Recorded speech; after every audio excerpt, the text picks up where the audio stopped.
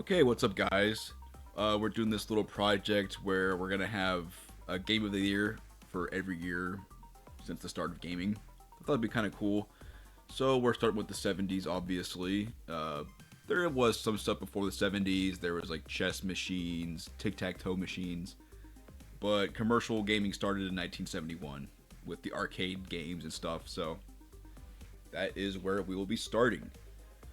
Might as well just get right into it. Yeah, so for 1971, the year that commercial gaming really started, we got I Have Computer Space, which was created by Ted Danby and Nolan Bushnell. It's the first commercially available arcade cabinet, and it's a space shooter. It's pretty much the only choice. I mean, technically, there was a text based version of Oregon Trail in 1971 that some schools had. But if you played Oregon Trail in school, you probably played the one from the 80s where it actually had pictures. Yeah, Those are your two choices this year, really, for Game of the Year. But I'm going to go with Computer Space. We'll have some gameplay of it up. It's kind of cool. You just fly around and shoot these aliens. It's the only game that came out that year, basically. yeah. So moving on to 1972, what do you got? So this was a pretty big year already. I mean, it's hard to say any of these years are really big compared to stuff in the 80s or 90s, but this is the year that Pong came out. I think that kind of is pretty obvious what I'm going to pick. Right. But the Odyssey also came out this year, the Magnavox Odyssey, first game console, like home game console. But what were you playing on the Odyssey? You're playing variations of Pong, most likely. Yeah. So for Game of the Year, kind of your only choice. It's still a pretty big thing, but it is Pong in 1972, which it's kind of funny to think Pong's almost 50 years old. Yeah. We're coming up on that in about 7 years or so. So yeah, it's over 40. Pong's up there. Game of the Year 1972. Yeah, I have Pong as well. It was created by Alan Alcorn. That's the big name, behind Pong. It was often mislabeled as the first video game, but really it's just the first big one. It defined the entire first video gaming generation, especially when it comes to home titles. With the arcades, there definitely was a lot more going on with it, but everything you'd get at home was, as Yoshi said, Magnavox Odyssey. Every game was just some type of variation of Pong. You had all the Atari console, like dedicated home consoles, so it's really all There's you a had. ton of Pong consoles. Yeah. So let's just go to 1973 now. So for this year, I had two things that I thought these are good candidates. So there's a game called Gotcha, which is a computer tag, basically. I think it's like a square and an X chasing each other Right. through a maze. And something cool about this game is that the maze changes over time. Like it warps and you can get trapped inside boxes or, uh, you know, walk forward and a wall separates you and the guy chasing you. It's a pretty cool idea for a game. So I thought that was pretty cool, but it was not my Game of the Year choice. The one I actually chose is called Space Race. Now, this is a two-player game. A big thing for these early games is, yeah, technology's not quite there.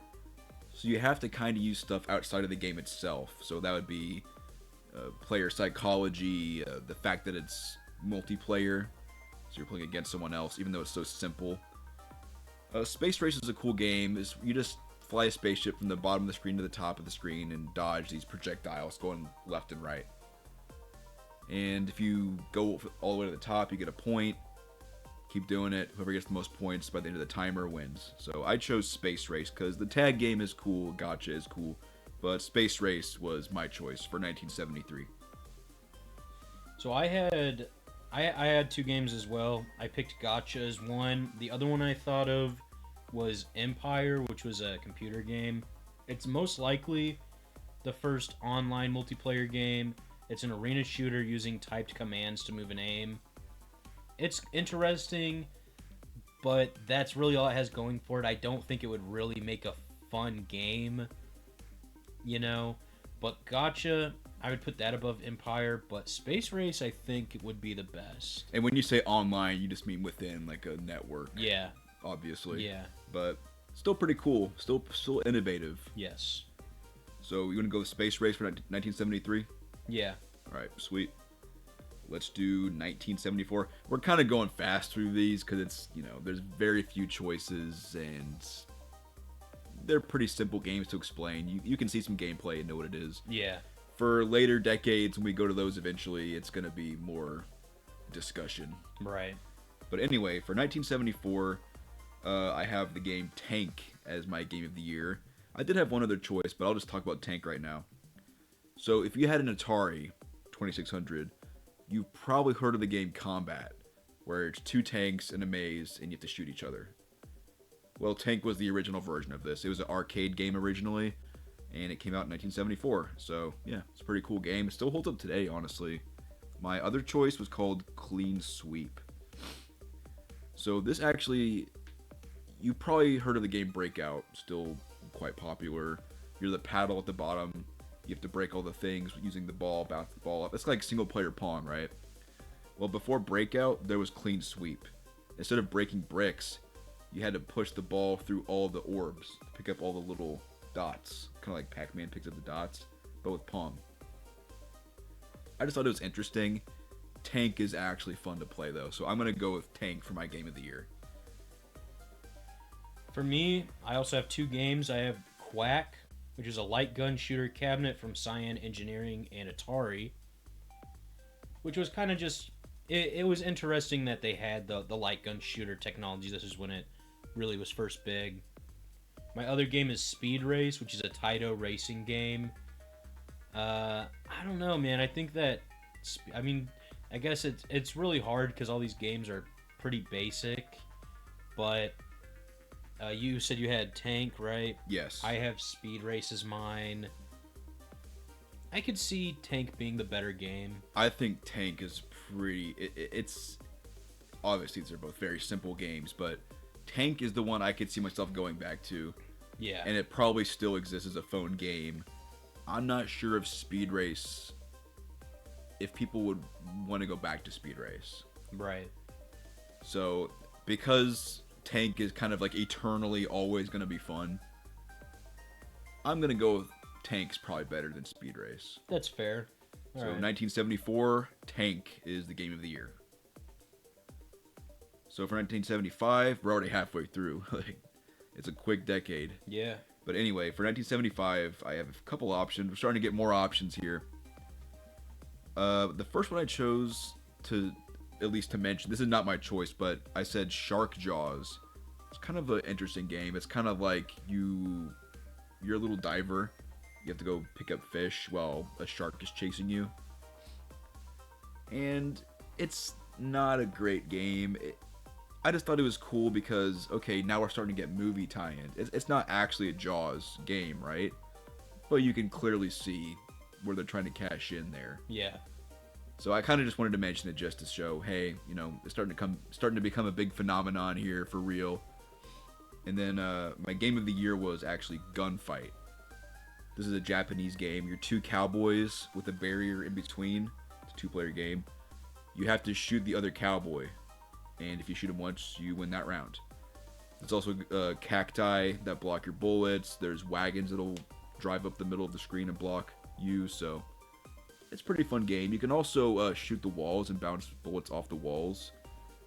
This is more of what I was talking about, where it's a very simple game, and the reason that it is actually fun is the fact that it's two players competing. So that's a pretty big factor for these early games. I also had Gunfight. It's multi-directional shooter. A couple things to mention is it was the most popular arcade cabinet to debut that year. Overall, it was third place behind 1974's Speed Race and Tank. So it was a big game. Yeah, definitely. Also, quickly, I'd like to mention there's a game called The Dungeon. It was a really early computer RPG. It's nothing special. It's just kind of a cool historical thing that exists. There was a first RPG, or one of the first computer RPGs, in 1975. Game of the year for 1975, Gunfight. Yep. So for 1976, we've got some pretty big games here. First of all, there's Colossal Cave Adventure. Now, this is a text-based adventure game. You know, people might cringe to hear that that could be a potential game of the year, but honestly, I think it's kind of has some charm to it. The fact that it's text-based and you have to figure it out, and I just think it's an interesting concept. It's not my game of the year, but I thought I'd mention at least that Colossal Cave Adventure, the first big text-based adventure game, released in 1976. Now, my next one is Blockade. So this is kind of like Tron. You know, where you're driving and you create the paths. Yeah. Yeah, so it's basically Tron. People have probably seen Tron, but originally it was called Blockade. Pretty cool concept for a game. It's not my game of the year. You can see gameplay and obviously see what it is. Yeah, came out in 1976. But the easy first place for 1976 is Breakout. We finally got a single player Pong where you break the blocks, and it's really fun, and people still play it today on their phones. Yeah. I mean, I think everyone who plays mobile games still plays this. Most people, at least, or it even appears as mini games inside other games too. So yeah, Breakout is one of those games that's just never going to go away. It's always going to be fun. So yeah, it's definitely game of the year for me in 1976. Yeah, I have obviously Breakout is my choice, but I wanted to mention another game that I had as my runner-up. Heavyweight Champ. It's a Sega boxing arcade cabinet featuring side-by-side perspective boxing match. It saw a huge success in Japan, but it's now lost media. Eventually Sega would remake it, I believe in the 80s, but this was, I think, the first time you had actual man versus man, hand-to-hand combat in a game. That's interesting. That's pretty cool. Yeah. It's kind of like the first fighting game. Yeah. So yeah, that's definitely notable. Obviously, 1976 goes to Breakout. All right, we're already at 1977. This was another big year because the Atari VCS released this year. That's the Atari 2600, and it released with 9 or so games in the fall of that year. Yeah. My favorite from that opening set of games for the Atari was probably Air Sea Battle. Air Sea Battle is really cool. It's something interesting about these early Atari games is there's a bunch of different settings. So it would have like multiple games in one cart. There was one setting where you're these turrets in the ground and you're shooting planes. There's one where you're a boat. There's one where you're planes. There's one where you're a plane shooting at the boat. It's just a cool game. It's obviously basic, but it's also not my game of the year. Another one that came out that's pretty big is Zork. If you know anything about text-based adventures, you probably heard that name before. Zork's a big text-based adventure game. And yeah, it's kind of like Colossal Cave Adventure. Pretty big.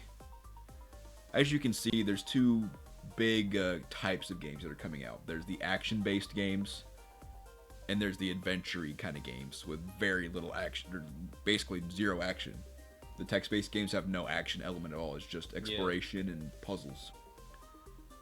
So it's cool to see these fundamental aspects of games appearing. But anyway, there's also another game called Space Wars. Now this kind of looks like Computer Space from 1971. But the difference is it's 2 players, and there's this sun in the middle of the screen with gravitational pull. So you can fling around it, you can slingshot yourself around. Your shots can even, I think, get affected by the gravity. It's just a cool multiplayer game. But actually, I decided to go with Zork for my game of the year. I figured that would be the one I'd actually want to play the most out of all of these. So I'm curious to know what you would choose, though, because I'm not solid on Zork. I picked Combat, which was another Atari 2600 launch title. Its other name that it went by was Tank Plus. Basically, it's just a more like souped up version of Tank. I think that it had a couple different maps you could fight on. It had modes where you could play as a plane in the air. You could have like 3 planes together as what you're controlling. It was pretty cool. It was a pretty big upgrade to just regular old tank. Yeah. So it's definitely a good choice. Yeah. I think that I would rather play combat than Zork, to be honest. Yeah, I think so too. It was just hard for me to pick that because I already picked tank in 1974. You know what I mean? But honestly, I might have to agree with you and just go with Atari 2600 combat. Yeah. Because Zork, yeah, it is historically interesting, but it's not as good as combat. Straight up, it's just not as good. Yeah. So for 1977, we're going with combat on the Atari 2600. 1978. That's a good one. I have Space Invaders. Best-selling game worldwide in its launch year.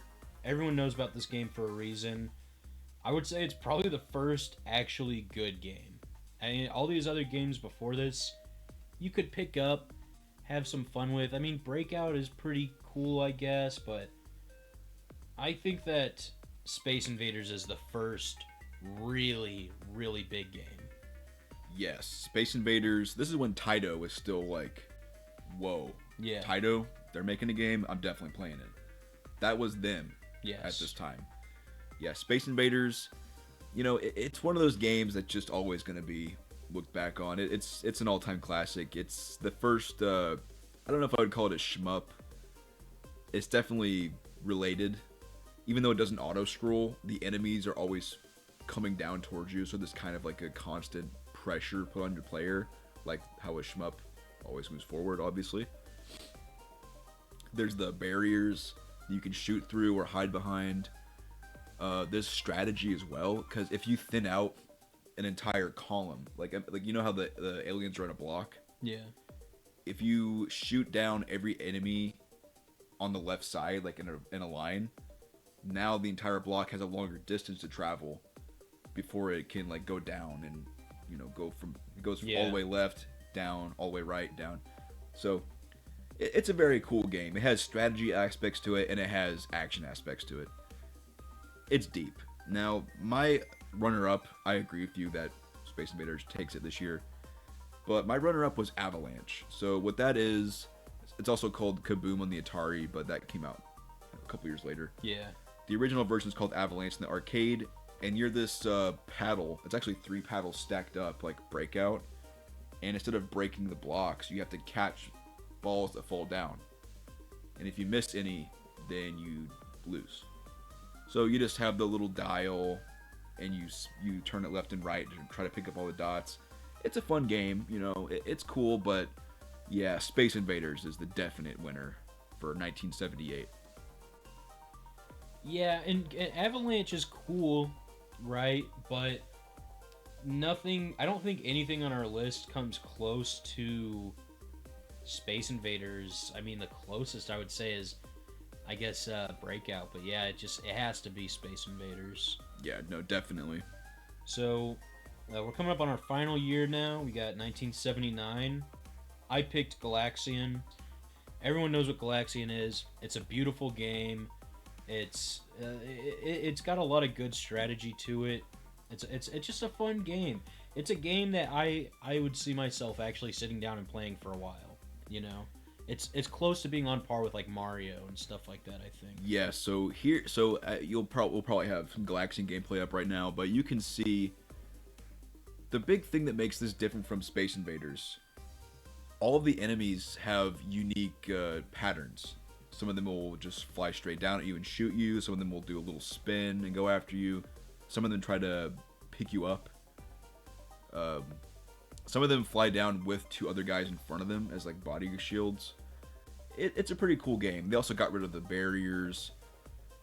The sounds of the game are cool. The way it looks is cool. It's just a really good Namco game. It's probably the first really good Namco arcade game. And yeah, it's still very good today. Now, 1979 was actually a pretty big year. It's the largest year for me that came so far in this video. I just want to list off some of these runner-ups because I think they're interesting. So there's Sheriff. It's a Nintendo game. I think it's Miyamoto's first game or one of his first I games. think it was the first one he worked on. Yeah. But it's kind of like Space Invaders, but instead of shooting up at the guys coming down at you, you're in the middle and all the enemies are circling you. Yeah. You can aim in all directions. I think that's a pretty cool concept.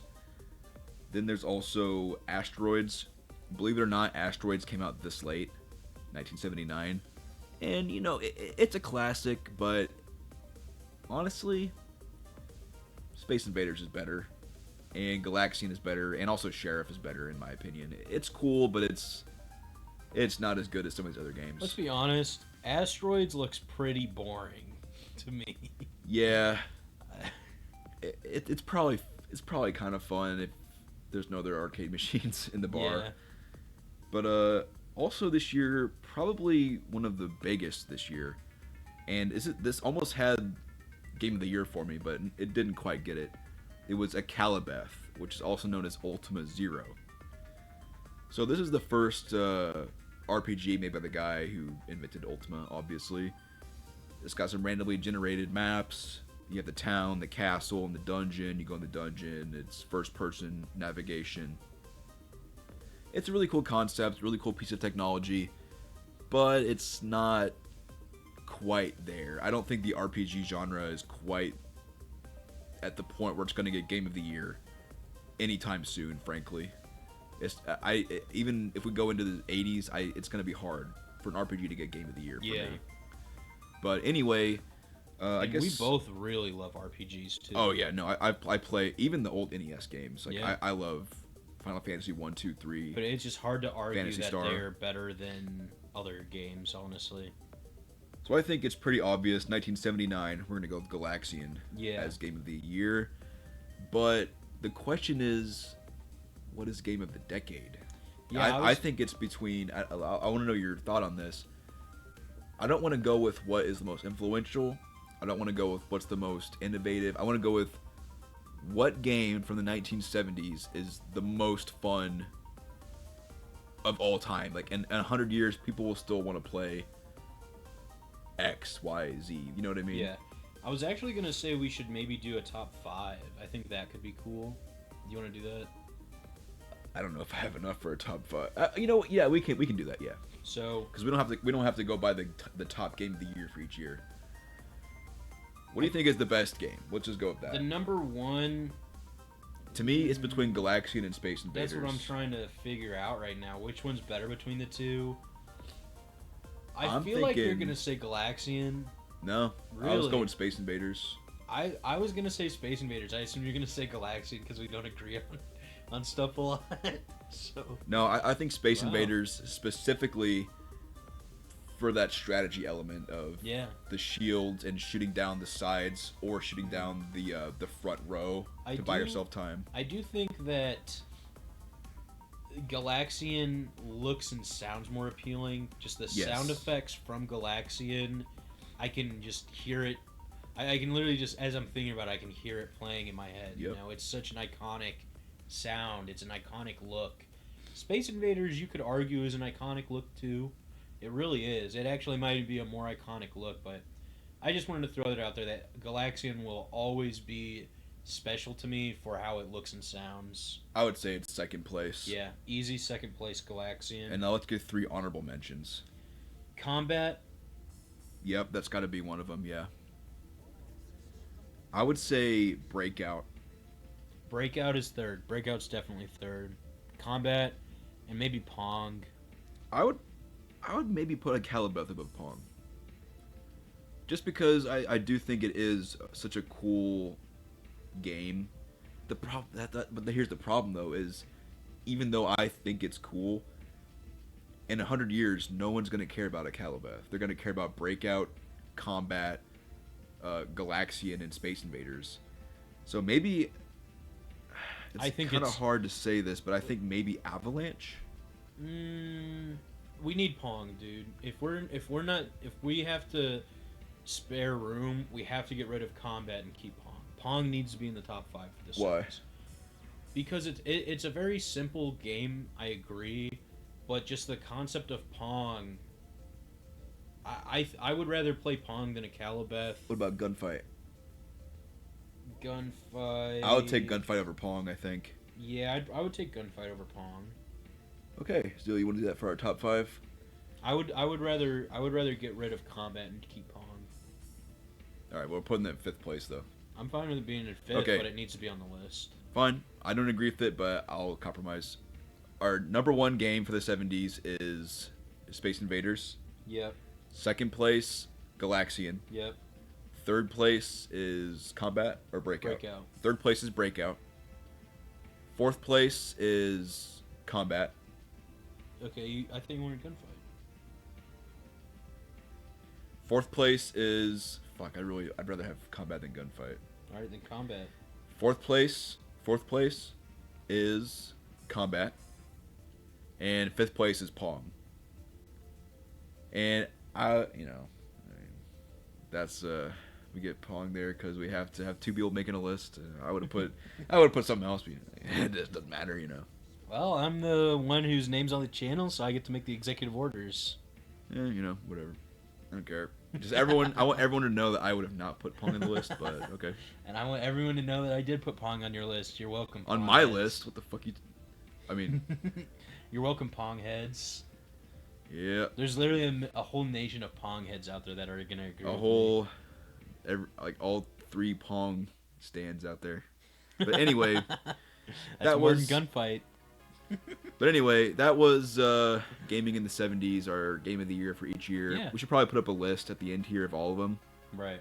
In one screen. And yeah, we'll be doing the 80s at some point in the future, and it'll be a lot of fun. Yeah. Can't wait. Thanks for watching. If this is going to be a decade we know very little about. So if there's anything that really cool that we missed, let us know. I know there's a bunch of cool games that we have no idea about. So yeah, thanks for watching. Let us know what you guys thought, and see you later. Have a good one. See you.